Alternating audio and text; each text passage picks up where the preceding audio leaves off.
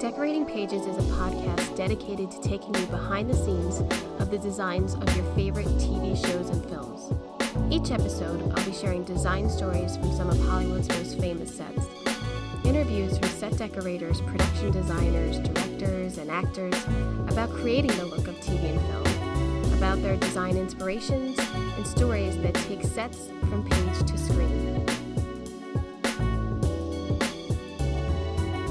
Hello, and welcome to Decorating Pages. I am your host, Kim Wanup, and I'm still off, just like a lot of people. A lot of people working in this industry, and a lot more people are about to be off because the actors may strike. Their deadline was up, I believe, July 1st, and they extended it into the 12th or 14th, I think, and they should have just went on strike. I don't know. Kind of feel like they should have just done it instead of getting the 2 weeks. I just feel like that probably prolonged not good things, but that's just me. I don't know why I think that, but yeah. So let's talk a little bit about the anxiety of working in TV and film. You really don't know your next job. I mean, you could if you have one planned out or you get enough, something comes up in the middle of a project and then you go to take it, but you're an independent. You don't know what your next 3 projects are or 4. I mean, you never know. So there is that anxiety, and there is always that panic of, should I take this? Should I not take this? Is something better going to come along? Shit, I took the bad one. Or, oh, thank God I took this because this, and this happened and this worked out and I got to work with them and, things work out and that's great.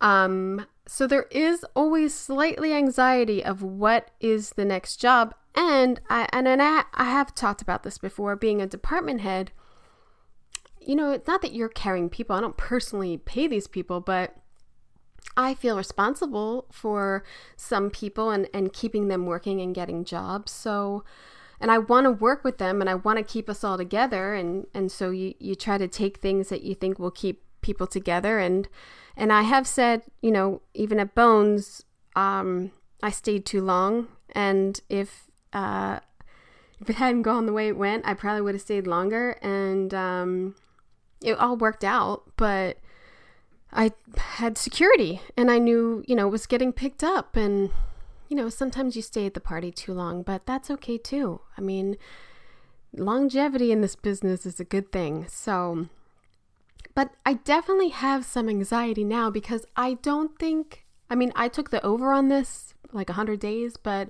the reality of taking that and believing that is like September. And luckily we are a 2-income family. So, as much as I put away and you could think like, oh, I can last 6 months.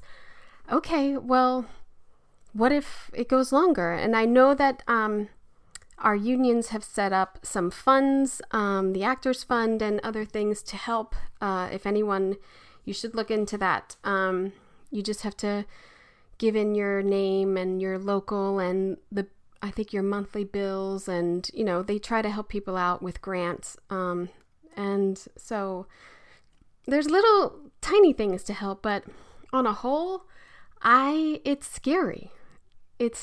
And I was thinking, like, should I pick up some side jobs in interior design? Should I see if anybody needs some house shit done? Because there has not been a paycheck on my side for a long time, and as much as I love doing this podcast, I don't get paid. I get paid in love and nice emails from people who listen. But it's hard. It is anxiety at this point for me of like, I don't have a job, and people are asking like, oh, what are you working on? And I'm like, nothing for a long time. So yeah, I'm sure like others, if it hasn't set in yet, or it already has, and I'm late to the party, getting a little anxiety ridden with not working. So, yeah. But I have had a lot of time in the last couple of weeks. I've watched a lot of good stuff in the last couple of weeks. One of them being Bullet, which I had never seen all the way through, with Steve McQueen, art director Albert Brenner, and set decorators Phil Abramson and Ralph S. Hurst.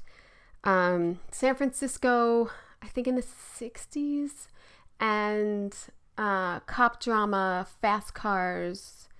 I liked it. I like Steve McQueen, and I like how he's like trendy but trying to be an everyday man. I don't know. There's something I always sort of cool about Steve McQueen. And then I watched American Psycho, which production designer Gideon Ponte, I think, and then Janine Devendil, set decorator. I have always loved American Psycho, and this time watching, I was like, man, this shit is super campy. And I know that I read that book a long time ago. Like, a lot of times I like to read books that are being made into movies, and then I like to, compare and contrast of how they broke down the story and what they actually filmed. Killings of the Scorsese one, the DiCaprio one that's coming out. I read that like last year. I know I talked about that. But anyway, American Psycho, when I looked up that the set decorator and production designer were, I was kind of shocked. The set decorator, Janine, who did a great job, 80s New York club scene, trendy, like pushing that envelope. She hadn't done much. She hadn't done much after, so kind of intrigued of like if anybody knows her, how she got that, and then like only did a couple things. So I'm always fascinated by that when I look up people's resumes and see like, oh, I could see like they worked with this designer on this and that's what led to that and blah blah blah, and or like you can even thread through some producers that they might have worked with, but yeah, but different this time. I don't know if I was as amused. I love the soundtrack. I love when he Bateman talks about the like Phil Collins and Whitney Houston. I just think that that's really funny.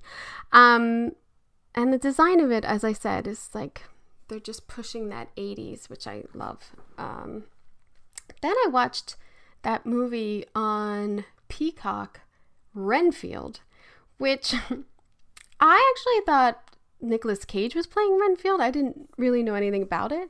So it was good enough.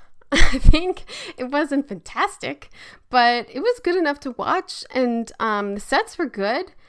Julie Bergdorf, production designer for second unit, and then Alec Hammond, production designer, Gretchen Gasto, set decorator, and Cynthia Ann Slagter,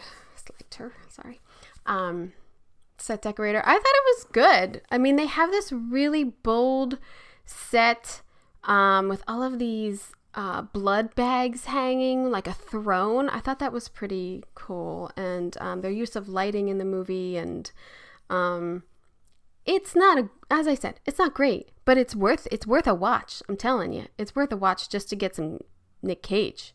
I don't know. I know he does a ton of movies, but I don't really watch them. So I liked Renfield. Then I took it way back and did American Graffiti, and that is just such a time capsule of 1962, filmed in 1973, I believe. That Mel's Diner is just perfect, and it's credited as art director Dennis Linton Clark and set decorator Douglas Freeman. What's funny is they just kept driving up and down that street, and at one point the guy goes to like get liquor, and he chickens out and he asks the guy like, what time is it? And he's like, oh, it's 11:45. But there's like tons of people walking around all night. I don't even understand, like, did anybody think this is like 2-3 in the morning? And then when he goes to see Wolfman Jack, it's almost morning, and there's tons of people out, tons of people driving around. It's a crazy little town they had there, but yeah.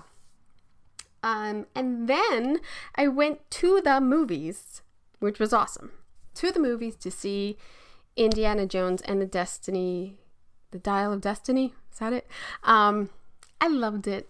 I loved watching Indiana Jones. I loved that John Williams music comes on and you're back in. Like, and Harrison Ford was good, and I thought the story was good, and it jumps a little bit of a shark, I must say, but I'm in. I don't care. I'm in. It's Indiana Jones. Let's do it. The last one, which then I checked out all of the other ones. The last one, he had aliens. Remember? With Shia LaBeouf, whatever. That was bad. That wasn't good. Here's the thing. So, Adam Stockhausen is the production designer. 13 art directors, including supervisors and senior art directors, 1 set decorator, and a Pintock. Applaud you, girlfriend. Wow. Yeah, why is there 13 art directors? I don't know. And 1 set decorator, it's crazy.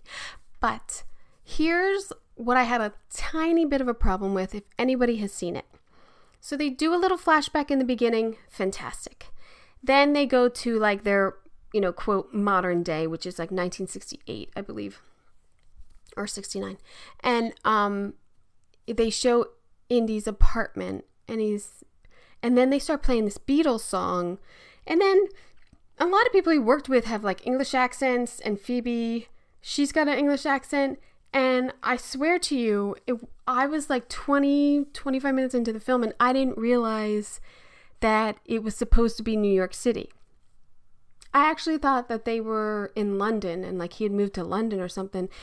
I don't know, the dressing and like the apartment didn't feel New York to me. I don't know. And then the streets and everything just felt like they were in London. And then they did this parade for the astronauts.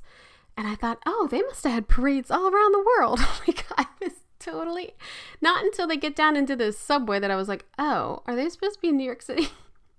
And so one of the reasons I went back and looked at previous Indiana Jones was to see, where did he live? Because, they always do that map with the red line of like he's flying to Marrakesh or Casablanca or whatever.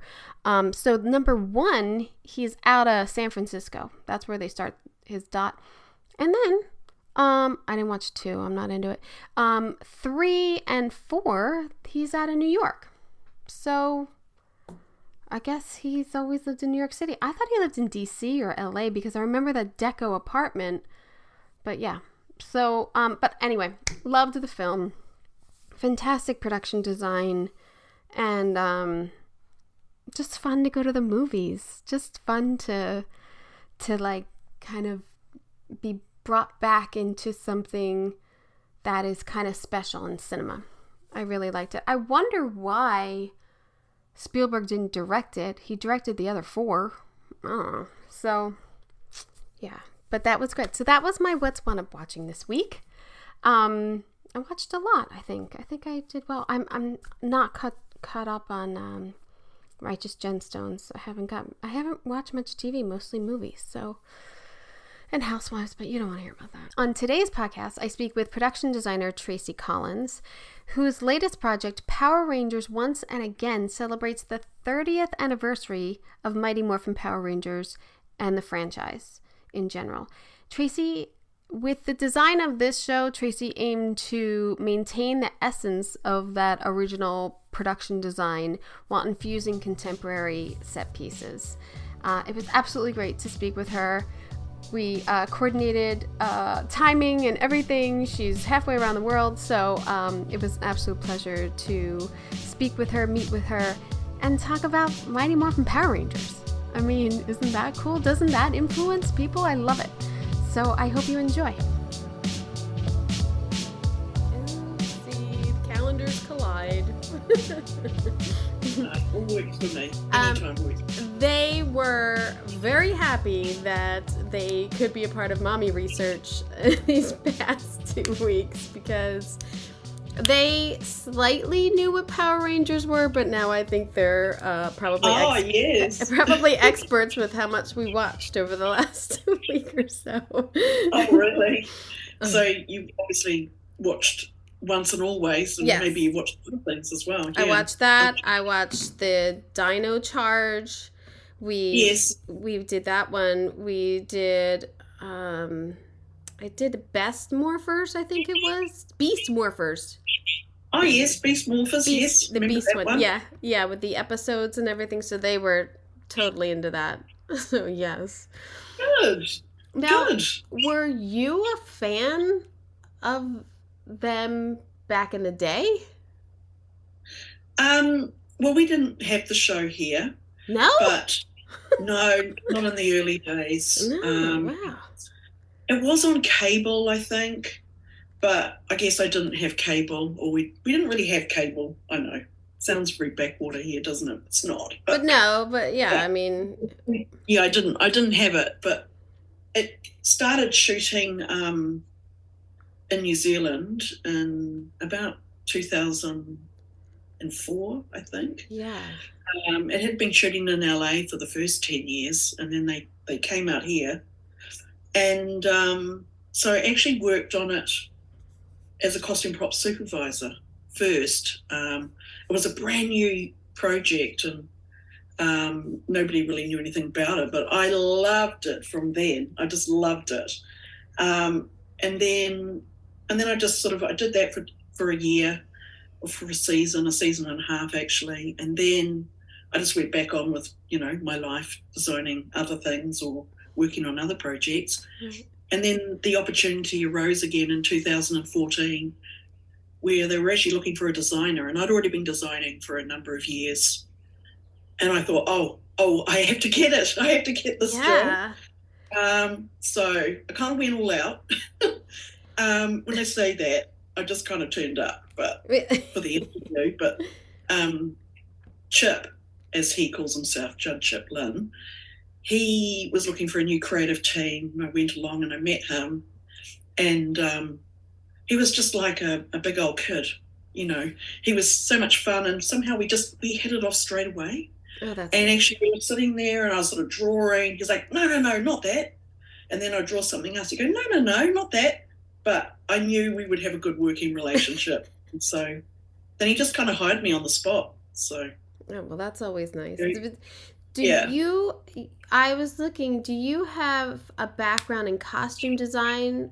I mean, I can see that you're an artist and that you've worked in different mediums and installations and like amazing pieces, but is your thank you. Is your beginnings in costumes? No? My beginnings were in stage design. Stage design. So stage design.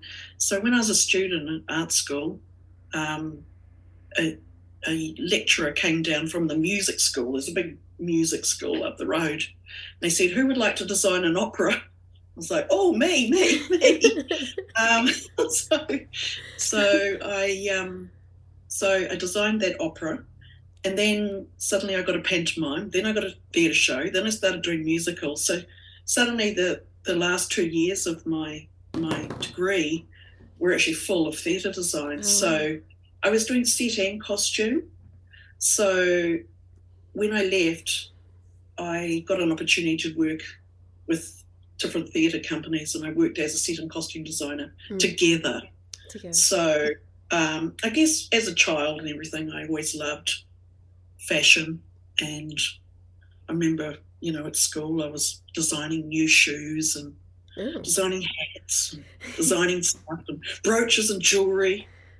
But then I had that other side of me where I sort of wanted to be an architect. So I think there was just sort of those two things. So that's where I started anyway. So my first entry into the film industry was in costume. Costume. I'd have to say that's probably working in TV and film is probably the epitome of not being an architect and being creative, like costume, okay. Because there's so much control and rules in architecture that we don't have to live by. So we get to have, right. Yeah, that's right. I was thinking, I'm just not that good at maths, and neither was I. I couldn't do the go to architecture school. It might be too, I couldn't do the physics. Only draw black and white. Yeah, I don't have the math or the physics skills to further in that at all. But I when watching all of this, I was getting so jealous because you are able to use so much color, and it brought me back to thinking I used to know this woman who worked at Nickelodeon, and she designed like all of their shows like from the in the 90s and 2000s, and I used to think like that's the job to have, because how much impact do you have on like us as younger people who want to get into this, and how much influence you have from kids and then like preteens seeing all this color and design, and I just got so super jealous watching these. Oh, that's very sweet. Thank you. Oh yeah. I know. I guess I've always been into color, and I think Power Rangers is sort of I've been able to just continue that. But saying that, I've never really changed myself.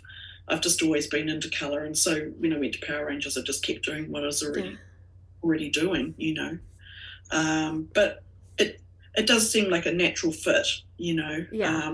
Not that other projects aren't a natural fit, but yeah, that sort of having that slight, it's sort of not childish, it's more childlike. Yeah. A sort of like empathy or understanding, and understanding for play. Yes. And always playing, I think.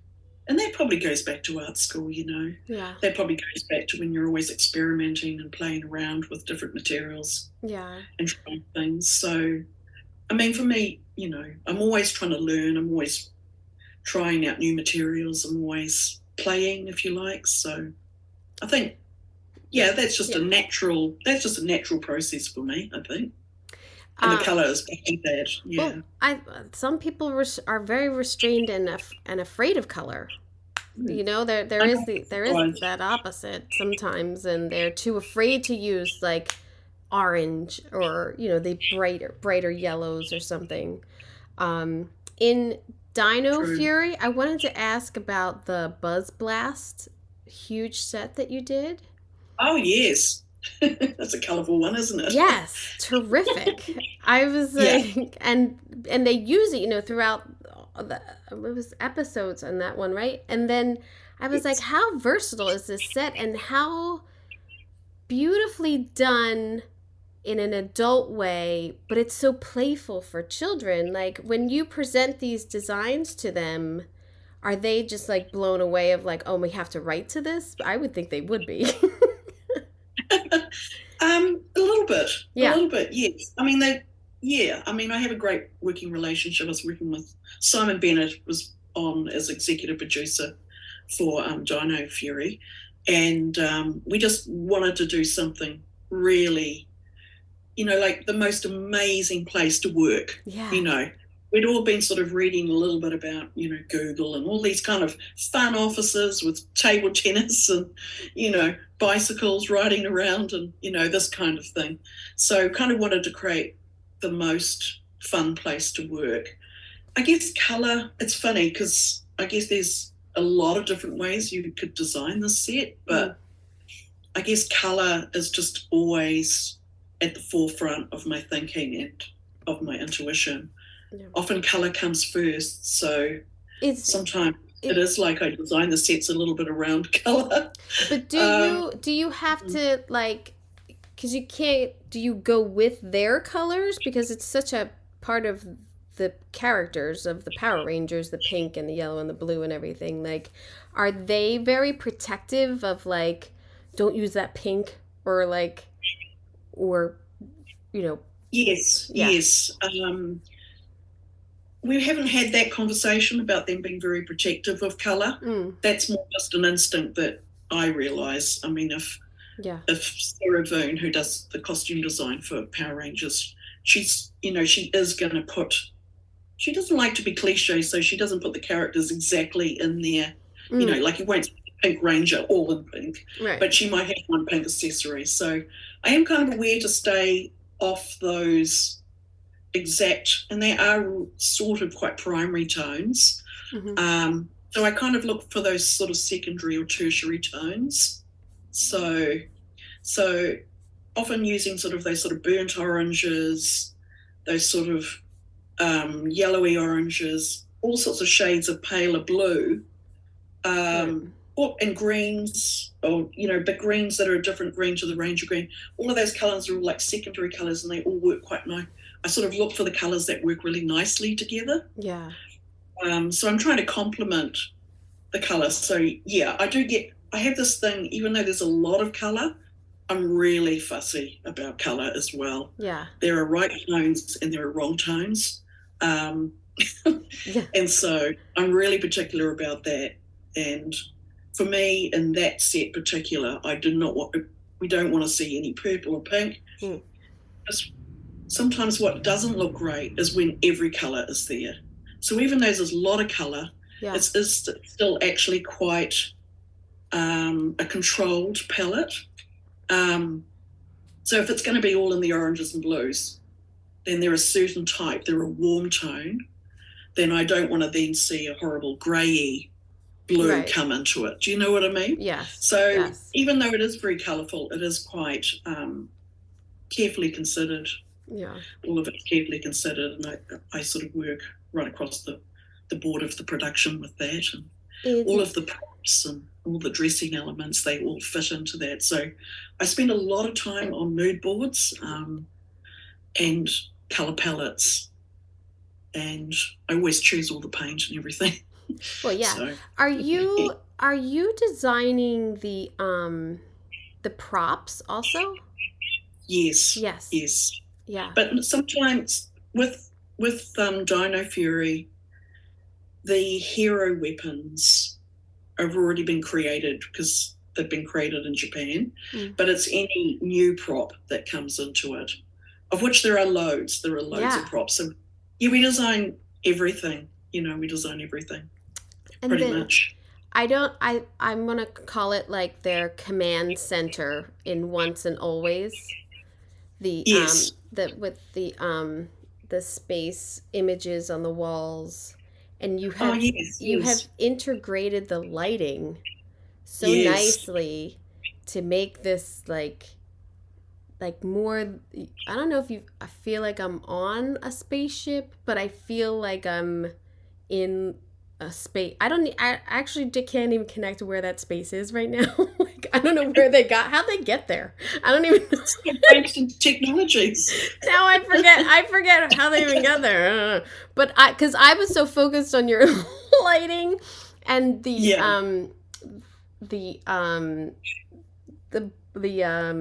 screens that you had all throughout, which were so nicely like inlaid in this like command center. Because I just got off a space show, so now I'm totally into like looking at all these things of like how did they do their screens and how did they do their lighting and everything. So bravo on that, because the lighting integration I thought was really nice.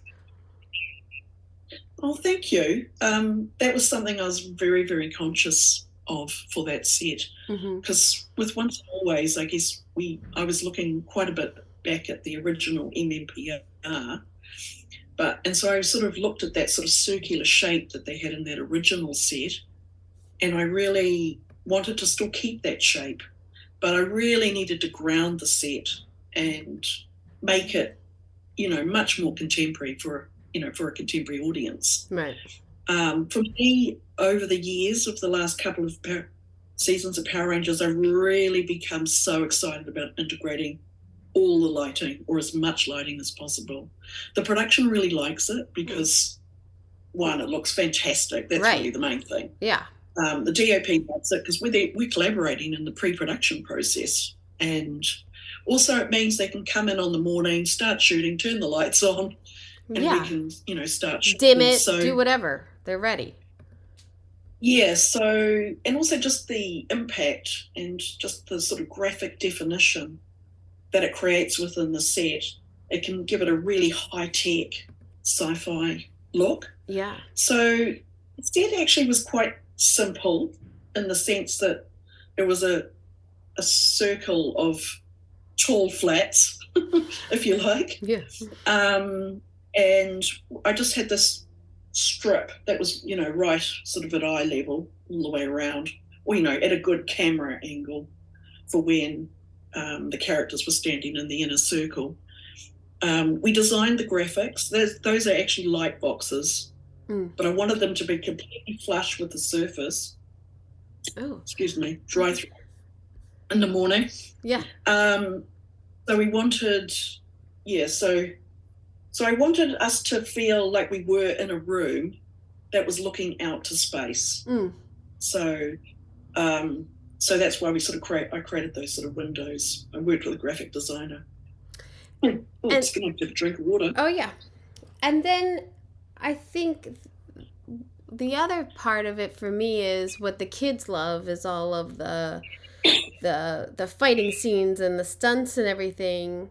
And are you designing for the stunts, or is it designed and then you work with, and then they come in and go around the set? The sets were designed even before there were scripts, really. They were working on scripts as I was designing, so it is quite collaborative. There wasn't actually a big plan to have a big fight scene in this particular set. I kind of do know which of the sets that we're going to have big fight sequences in. Saying that, I never knew we were going to have a fight scene in the juice bar. In the juice bar, right? Yeah. I never knew we were having that. Yeah. Because I did cheat that scale of the set smaller, but I still kind of tried to get the essence of the original production in terms of its colour palettes and its design shapes, forms, the general sculptural shape. And then suddenly, one of those, because we have 2 units shooting full time, and the action unit, the director decided he wanted to do a big fight scene in there. I was like, whoop. Uh-oh. But, he made it work. Oh, yeah. And, in a way it kind of worked because there were mats on the floor and there were poles. There were things they could grab onto. I mean, the furniture, it was strong enough, so that was fine, Oh, yeah. But there wasn't really any big planned sequences in the command. But saying that, I have to remain really kind of flexible and adaptable all the time, because we shoot very quickly. We usually only have about 9 days. We will shoot a whole bunch of episodes in a series, and in this case we only had 9 days to shoot this particular feature. So anything can happen at the last minute, like we'll do a tech recce, and we'll do, the directors only come on 2 weeks before we start shooting. So what do you mean you had it's all quite fast. Wait, what do you mean you had Very 9 days? fast. You had 9 days prep for this? You had 9 days? Oh, no, 9 days shooting. Oh, 9 days shooting. But the 9 days shooting. No. We started prepping that. Well, we're working on Cosmic Fury at the same time, which is the next series that's coming out in later, October or September. Boy. So we were working on this at the same time. I think we started building in end of May, and then we shot this in September. So it was closer to so you had 12 to 14 weeks prep, yeah. Oh, yeah. I was going to say. But production together. Because there are 11 big sets to build. Yeah, that's what I was going to say. You have these sets to build, and then you're on location, too. I mean, the location scouting, I feel like, is really nice on the show, too. This gorgeous scenery, some of these, seascape, mountains, and, yes, I know, it was beautiful. That was just shot down in South Auckland. Wonderful location. I didn't actually go on the recce for that, because I had seen all the photos, because what happens is we sit around and we have, location meetings, and we've got a big screen, and we all sort of talk about what locations we want to use, why we want to use them. And I knew that whatever they shot there would be fantastic. So usually I just send my art director along to that, because often it's just about, measuring the width of the road and how are we going to get the trucks in. But as it was, we had some quite big props we had to get in there. So it was more about logistics. My time when we're in the build it's definitely better not leaving the studio Yeah. because we've got a lot of builders building. We've got the set dressers dressing. We've got prop making. We've got, we had vehicle we were building. So I kind of need to be there for that in the build. Yeah, so that's kind of how it works a bit, if that makes sense. Oh, yeah. Yeah. I mean, don't waste your time. you're Well, a lot of walking around. And, it's a lot of walking around and a lot of scout van time. And yeah. And then they say, well, we're going to shoot this, we're going to shoot that. And then, you go along later and on shoot day one, have a look. Oh, none of that's been shot. So, yeah. It's all changed. Yeah. So in these films and series, you have the same directors? Are you working with different directors, same showrunner? So Simon Bennett, who's the showrunner for Once and Always and for Dino Fury and for the up-and-coming Cosmic Fury, was a director on Ninja Steel and Beast Morphers. But we have about 3 or 4 other directors that rotate across the series. Charlie Haskell, he's one of our main ones. Michael Hurst we had this year and last year. So, different directors rotate. That's great to have the rapport with the directors and know, like... Yes. Yeah. Yes. And I had had worked with them even before I came to Power Rangers. So, it's interesting because we even talk about, because I'm on before directors, and so we talk about what directors we want on as well. Not that I'm sure I influence that at all, but, they like to know everybody gets on. On. Yeah. Yeah. And that there's a visual language that we all have with each other. So I think that's just growing as the seasons have gone on. It's just gotten stronger. When you first came on to Power Rangers, did you have to watch a ton of research? Did you have to watch? I mean, there's a plethora, though. At least it's not like hard to find. It's, Oh, yeah, true. I did watch a couple of seasons, but I felt like I knew it because I had done that one season. So what she had done too, I'd done Dino Thunder and Ninja Storm. So I'd done the costume props. So I was the costume props supervisor, and so that's building all those kind of costume accessories. Mm-hmm.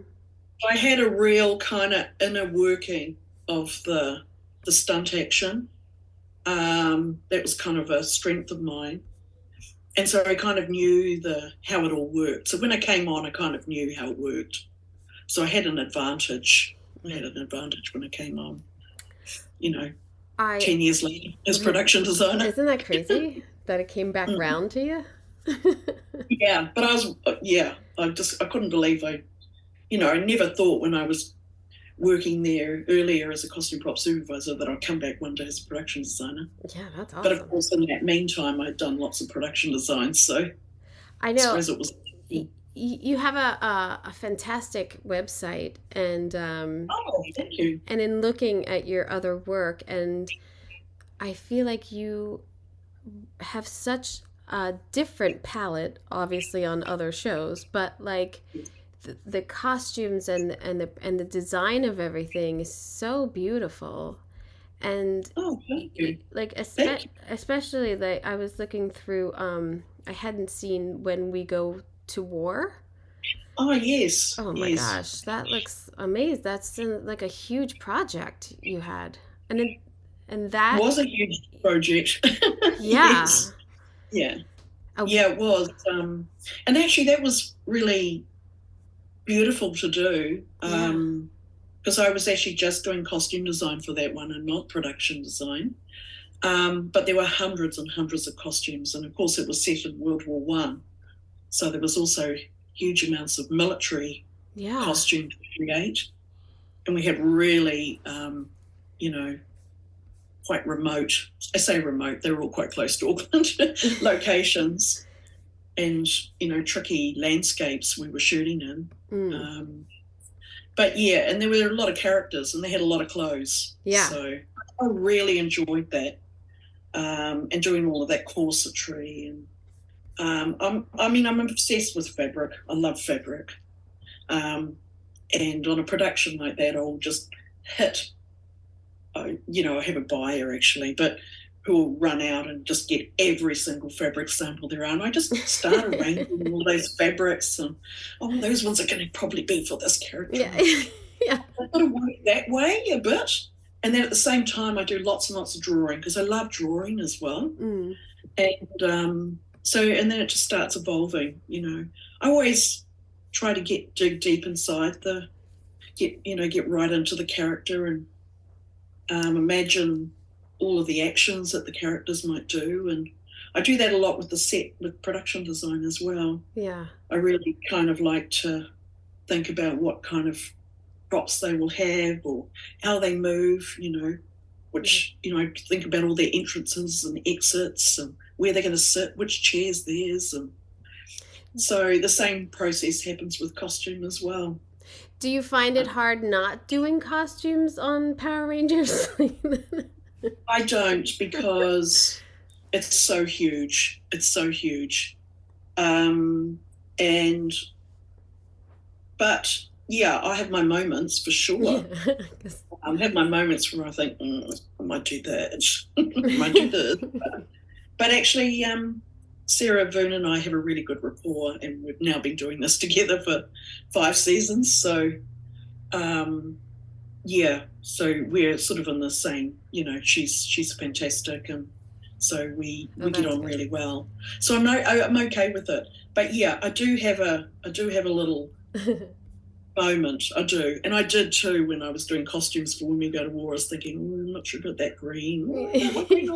Yeah, but what can you do? Because but I'll definitely say something if I think something's not right. And I like to work really closely with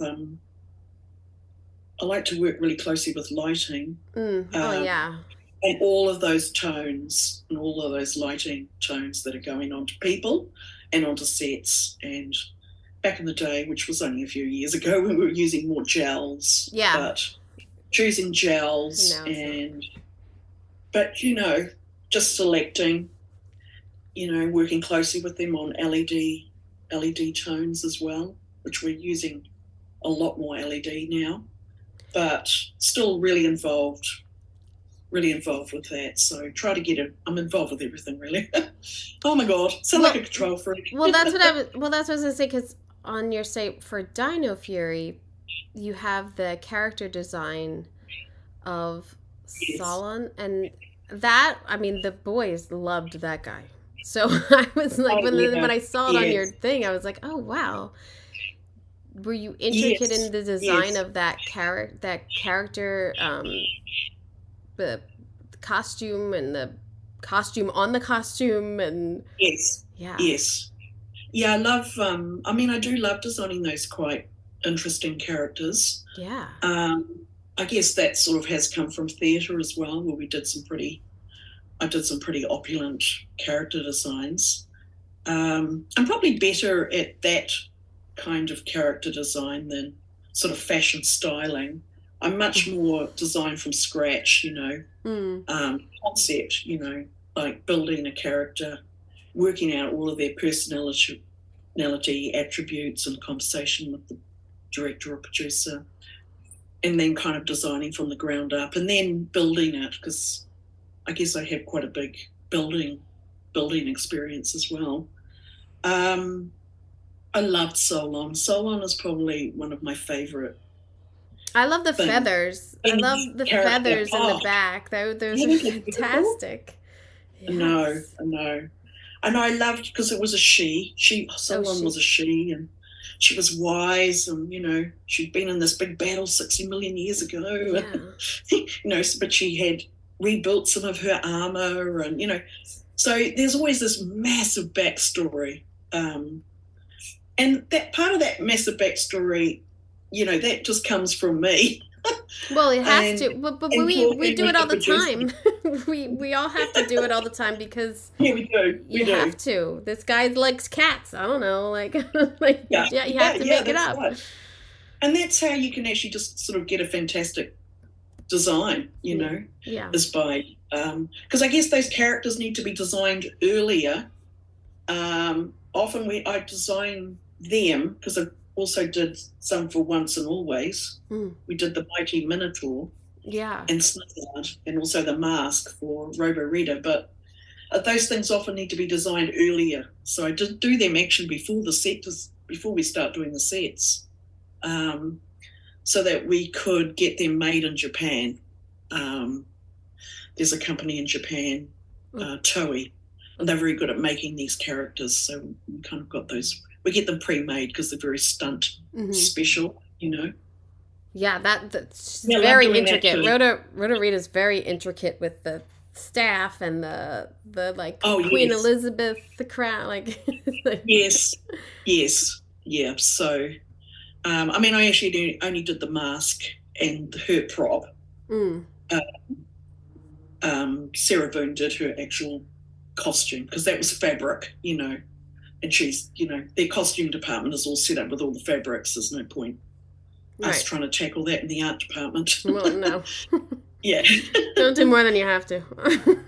No, exactly. No, exactly. So yeah, but love doing that as well. I mean, I suppose it's the same approach. It's the same approach, really, whether it's a character or a set for me, in a way. It's a different space, I know. It's a different scale. But I still start in the same place in terms of thinking about who the character is. And then the set is a character to me as well. What do you think? Was there any, like, huge challenges in this, like, budget-wise? Or was it, like, this is pretty, you know, this was well made? Like, they knew what they were getting into. They was budgeted accordingly. Like, because it's always time or money. Like, and you never even... it is all time and money, I think, because it was quite fast. I mean, I'm definitely always try to be aware of the budget. I don't know all the intricacies of the budget because I don't have time to. But we do start out with a plan. Yeah. And we try to work to that, and I try to consciously, if something feels like it's... The thing that always seems to happen is we always seem to need to bring on more construction workers for a massive push, you know, and work 6 days and all of this kind of thing towards the end. So there always seems to be that. But it's sort of balanced out with other things because our construction team also take on the work of other, you know, they're building walking platforms for the lighting department, you know, so sometimes it all gets a little bit mixed up. And so it feels like, oh no, suddenly the 20 construction workers we had planned on have suddenly turned into 50. And the 4 scenics we thought we'd have is now 10. Right. But all of that is thought of because we keep a contingency. And I think the producers know how this show rolls. Yeah. And our line producer is very good at sort of knowing. And we just keep talking about it every week. Yeah, I always find that that's the best thing. You have to let them know, like, we're backed up here, or hey, we're ahead of schedule, or, you know, I have found that as long as you keep in communication with the line producer and, you know, be honest, you just... So what we do is we just meet up weekly. I've actually got a fantastic art manager that she kind of manages our art department in terms of all the finances. She actually is a production manager normally on other big jobs. Oh, wow. But how fantastic we have her in the art department. And she is just like that with the line producer as well. So she's just able to record everything. And so they're just tracking. So it's more of a tracking than an actual, we're going to spend 50,000 here and 50,000 there. It's more of there's an overall amount. Oh, we're not actually spending as much on greens as we thought, or there isn't that many vehicles. There's only the one vehicle in this. So we're just moving things around all the time to keep tracking on where we can. Did you have a favorite set on this one? Well, actually I did love that. I did love the command. Yeah. But I think my other favorite one was actually the moon base. Which is the evil lair of Robo Rita and Yeah. her cronies. But I loved that one because I had looked at the original MNPR set. It was really just quite flat and plain pillars and things like that. But I loved that I sort of took some of those elements and I made a really kind of monumental set with that. And I just loved that the moon texture that we put on that set. So Yeah. that is a favourite because I thought it was a nice combination of all her astrological symbols and her, that kind of iconography of her character. We integrated that nicely into the set, and once again we integrated the lighting into the set. Yeah. But it's quite a dark and moody space. Yeah, I like it. Was good for the ending. I mean, it was a good ending in there. Yeah. And they used the whole set. I mean, they were fighting all around it. Yeah. So it was actually quite a small set. I didn't have a lot of room. Oh. But I had to build to the studio sizes a bit, and actually that wasn't even in a studio. It was in a big tin shed on the side of the workshop. Oh my god! Because we didn't have enough space with the two shows. So, and initially we weren't sure if we were going to build that one. So I loved that one as well. But yeah, I would say the one you picked out first, The Command, was my favourite. Yeah, I felt like I got a great visual effect look from it all, and the light that was hanging above in that set. Oh, like was a particular favourite. That was all little tiny pieces, which we had. Yeah, we designed it as a whole lot of little, 3D pieces that we got cut in acrylic, and also timber, which we sprayed metallic. But most of it was all acrylic cuts, obviously repeated because it's a circle, and then it just literally all clipped together on a big round metal, scaff pipe. And so it all came together really quick. And then the lighting department just came along, and then they'd lay all their LED strips in the top of the pipe, or below the pipe, sorry. So that was balanced, reflecting down onto the acrylic. I just thought that was a clever piece that we did quite quickly. And then it was just all laser cut, and then the workshop were just able to assemble it really quite quickly. That's great.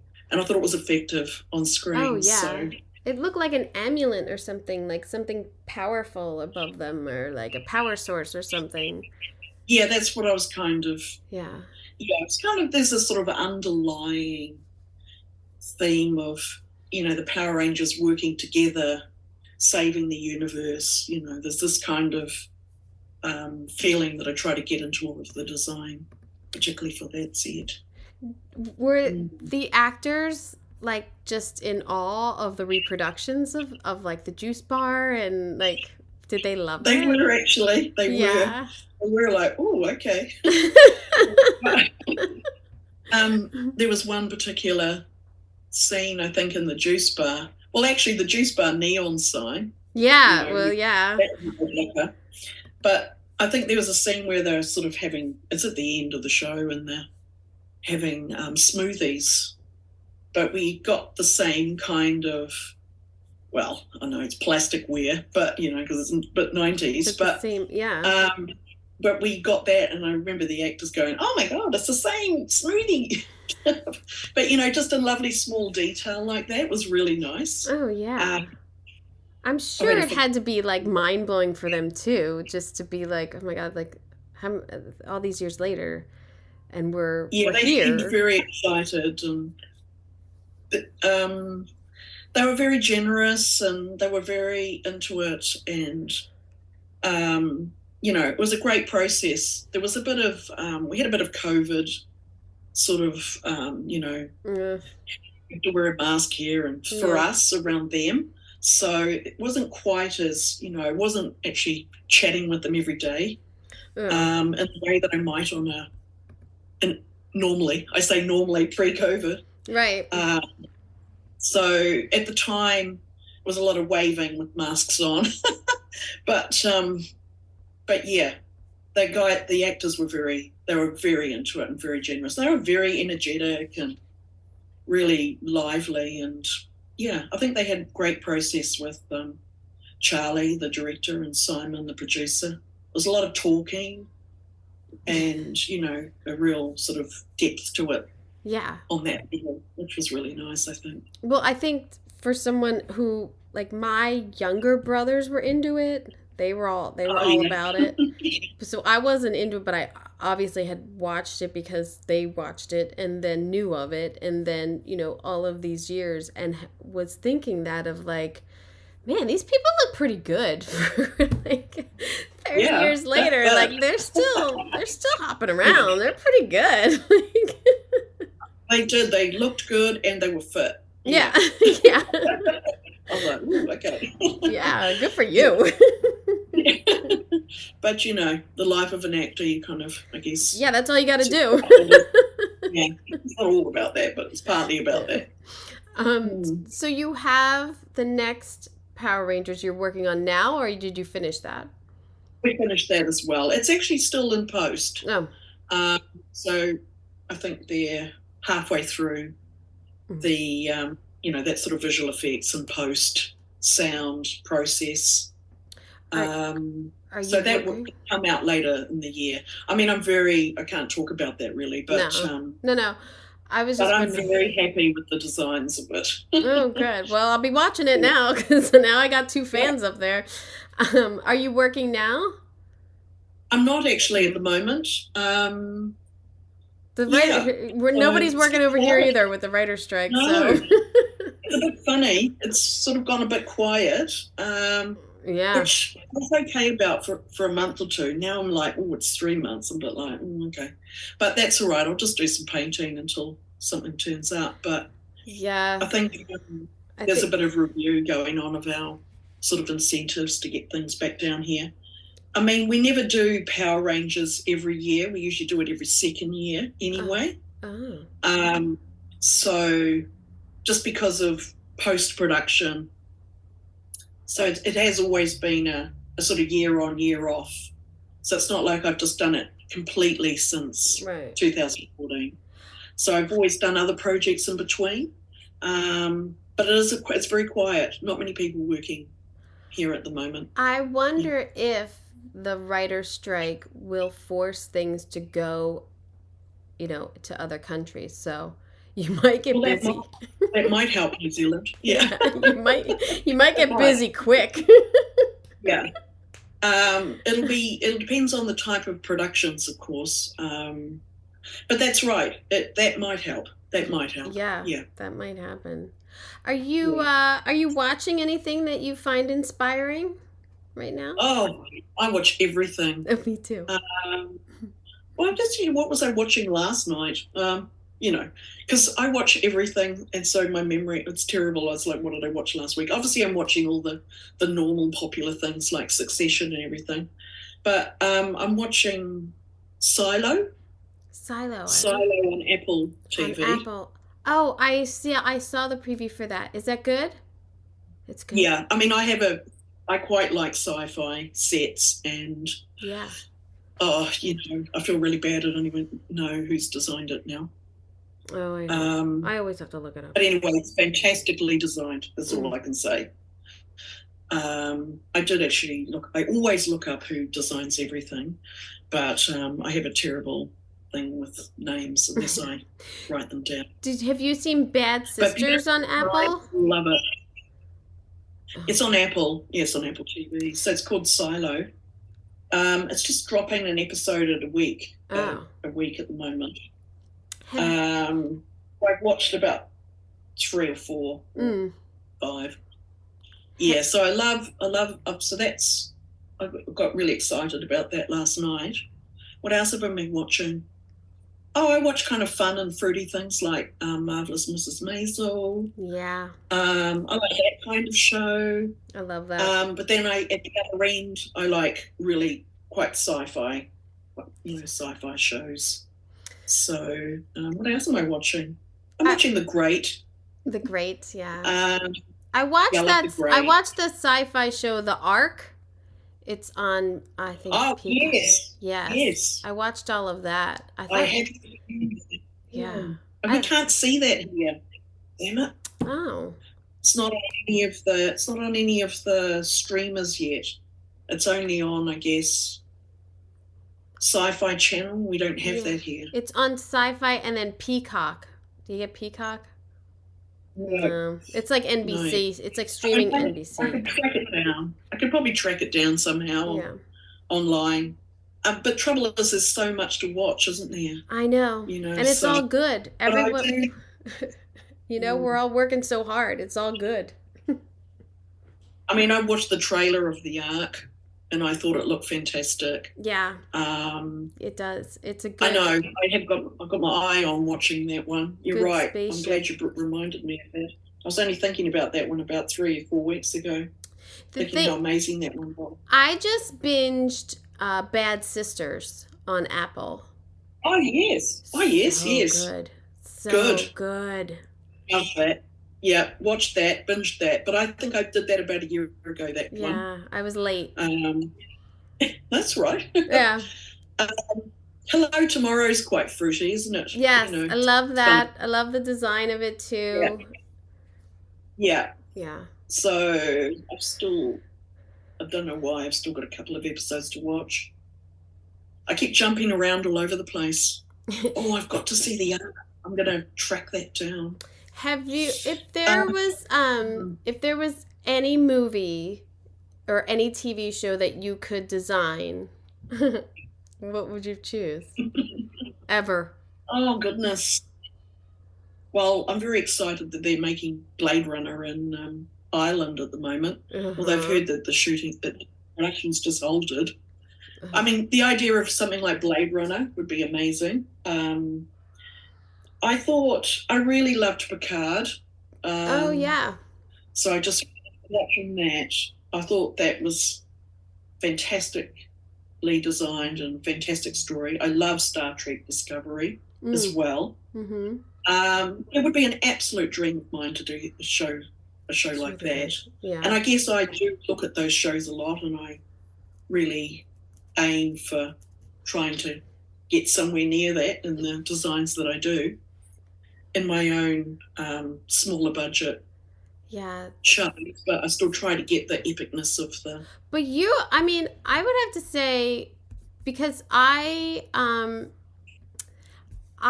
feel like you had such a poignant, I feel like everything is referenced kind of back to like Star Wars and those kind of like the lighting and everything.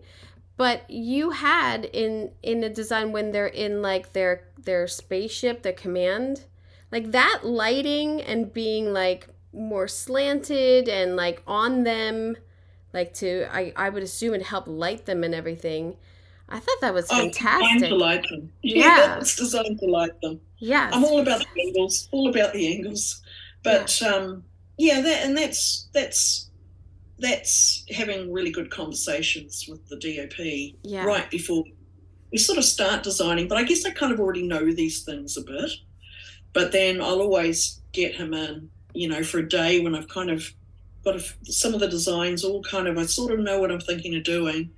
I'll get him in for a day because he's maybe on another job or something because, they don't start till later. Yeah. Get him in and we'll just have a day where we just nut out all of the elements because I just want to make sure that I'm getting the most potential out of all of those different set elements that I can. And, we sometimes can't do everything that we want to do. Yeah. I certainly push hard to do that. And working closely and then he's on board and then he throws his team at it and my team are at it. We sort of got a much better chance of, because we don't have a lot of time and they don't have a very big prep, but we go hard out to try and achieve the biggest and best look we can get. But it's the 5 of them sitting like in their like spaceship. It's yes, that one. That one. Oh, the Dynamo Megazord. Oh yes. Because what I was thinking is, you have very good carpenters to be able to make all that so intricate and everyone fits in there Because it seems like it's a small space, and it's a spaceship, it should be, but there's a lot going on with buttons and everything, and it's a very different kind of workstation that you have, like different like angles and everything. That's what I really liked about it. Yes, that set was actually fantastic, and it was really dynamic with all, like you say, all the angles and everything. So that was built as a 3D model first. So we design it all in the 3D model. We get it kind of how we're looking, how we like it. We do floor plans, elevations, just quite rough ones, just seeing that everything works. Then I have a design assistant who's just making cutting files. So all of those pieces that are all of those interesting shapes, they're all pre-cut. We get them all CNC cut. Oh, CNC. Or we get them all laser cut. Yeah. And so it's quite, but then we have to, of course, do really elaborate diagram files for the construction department. Yeah. We colour them. It's another opportunity for colour that you don't see. The workshop are like, why is this one pink? Why is this one orange? It's like orange first, then pink. So we sort of do this diagram for how all of those, it's like a big jigsaw puzzle for how it all goes together. Yeah, it's a lot of pieces. Imagine when all the pieces come back from the CNC cutters, and it's just like, where do we start? I know they've got the picture, they've got the pictures, they've got the concept sketches, they've got all the plans and elevations, but they also, so we do quite elaborate diagram folders of how everything goes together. Yeah. And then I work out all of the colours and I put that all on the diagram. So it's a complete package that just goes out to everybody to do. I've seen piles of like CNC like pieces up, and you're like, oh my god, it's a gingerbread house. They got to put it all together. Little knobs and tiny little strips that just get laid on. They're all plant-ons, they're all plant-on to the base structure. So we'd have the base structure drawings for that, that curved control console at the front of the set. The walls were just built, the basic walls, door. So those sort of things was fairly just built. But it was all of those little cut-out shapes, little plantons that had the monitors in them. Yeah. No, that. And we have an order to how everything has to go together too. So all the monitors have to go in at a certain point before it's all closed up, and power has all got to be run through the set. And yep. Yeah. Quite elaborate, yeah. It's a lot of departments getting their hands in there. Yeah, it's busy. But, like I said, my art department manager's great. She's really good at scheduling all of that stuff. And, she'll just go over to lighting. How long do you need to do that? No, you've only got that. Yeah, I like her. Send her over. In the workshop, you've got that. No, then the set dressers are coming in and they're doing, their bits and pieces. They only did a small amount on that, actually. They stuck a few of the last, like some of the buttons and everything on. Rather than getting the workshop to do everything, it's better to move them off onto another set. And then the set dressers come in and they stick all the knobs on. Because, they take that time to kind of put everything right. I know that now, having just done space. I never knew that I was in charge of buttons and how much LED buttons costs and everything, so I'm all in now.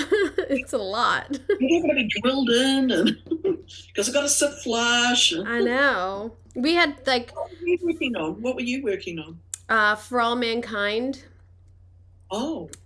Season 4. It hasn't come out yet, but we had like 4 or 5 3D printers working to make like the knob covers, and just it was crazy.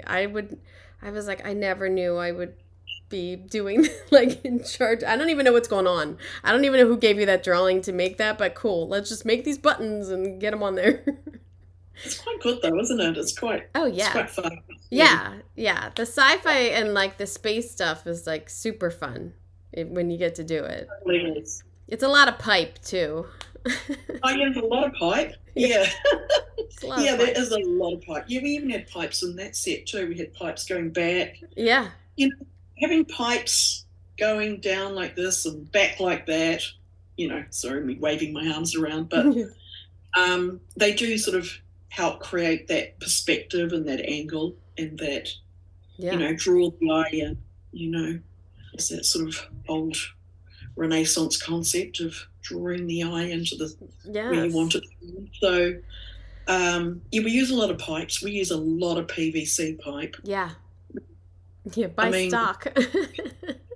Our big pillars in the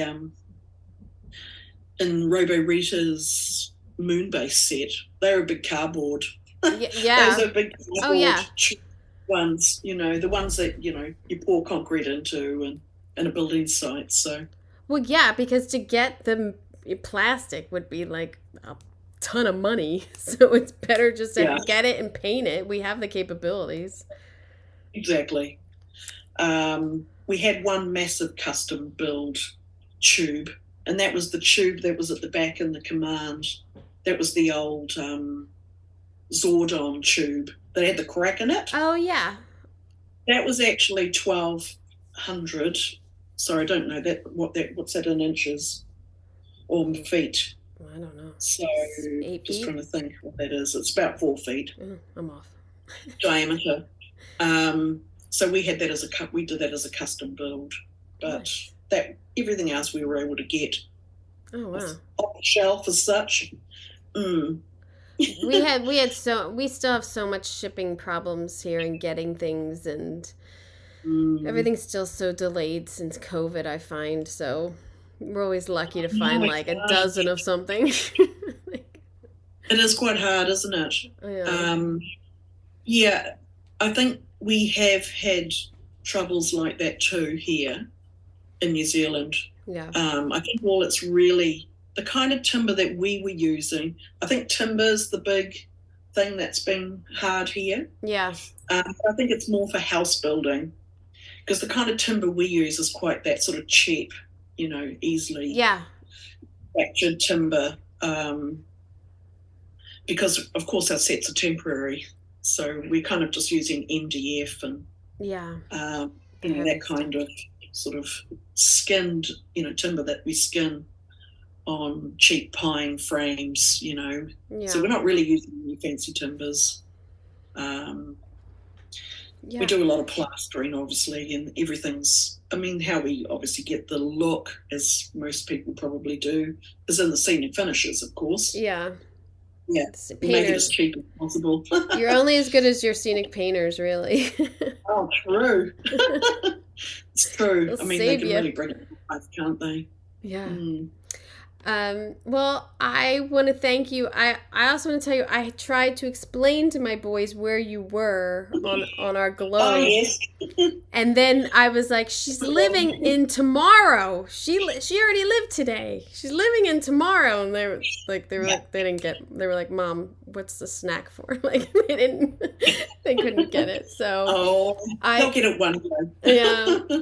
Thank you for giving me this time. And really, I really am jealous because your designs are really influencing young designers, young decorators, and so thank you for that. I'm telling you, it's there. So thank you so much for that. Because thank you. It's been fun, actually. Yeah. It's been great. Yeah. Oh, good. Yeah. I try to make it like a real conversation.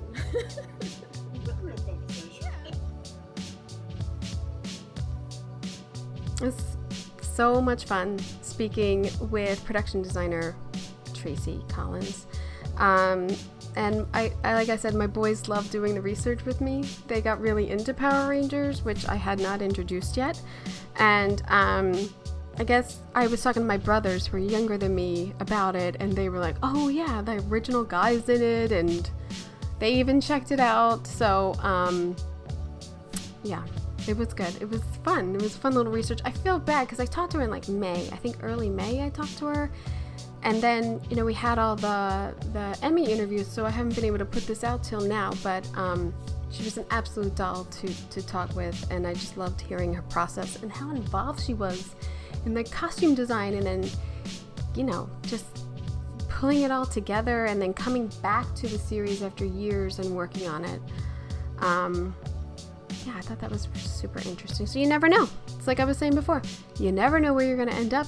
She didn't know she was going to come back to it. So, yeah. I don't know. In the coming weeks, let's see what I have. I have production designer Caleb McMullen and Brandon Mendez talking about Flaming Hot, which is on Disney Plus.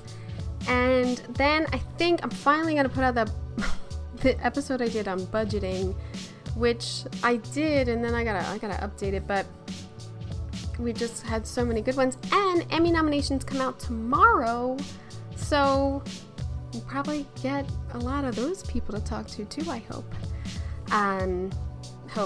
Fingers crossed to everyone. Good luck to everyone. Everyone deserves it. Let's put it that way. So I hope you got an earful. I'm Kim Wanup for Decorating Pages. Welcome to Pro Tips for the Pros, brought to you by Floor & Decor Bailey's Crossroads. In this series, we'll explore essential advice for professional contractors to deliver outstanding renovation results. Let's dive in. Before starting any renovation project, take the time to plan meticulously.